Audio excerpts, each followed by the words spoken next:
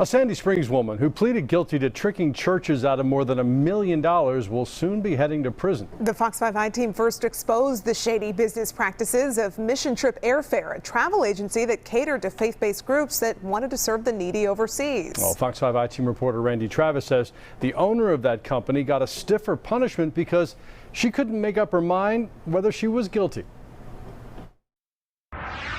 Self-described Christian businesswoman Beth Greenhill appeared in person, hoping to convince a federal judge she was the lesser of two evils. Not a crook, just suddenly horrible at her job.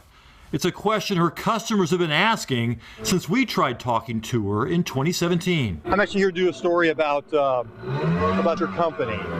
I'm sorry, not right now. Yeah, I mean, we need to talk to you because your company owes a lot of money to a lot of people.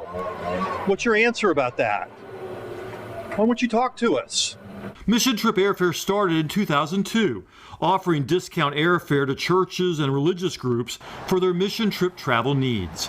But in 2017, some of those groups learned at the last minute that Mission Trip Airfare never actually bought their promised tickets, yet wouldn't refund their money. Last year, Greenhill pled guilty to one count of wire fraud conspiracy. Prosecutors say at least $1 million has disappeared.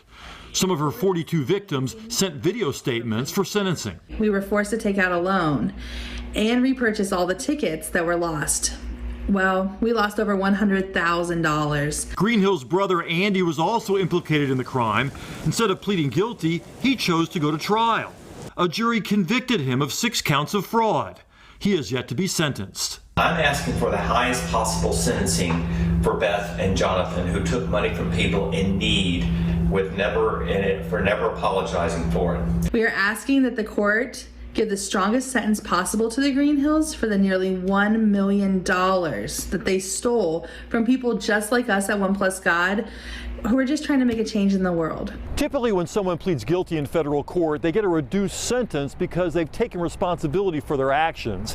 Beth Greenhill originally pled guilty, then filed a motion to withdraw her plea, then changed her mind, then changed her mind again, before Judge Mark Cohen ruled that her original guilty plea would stand.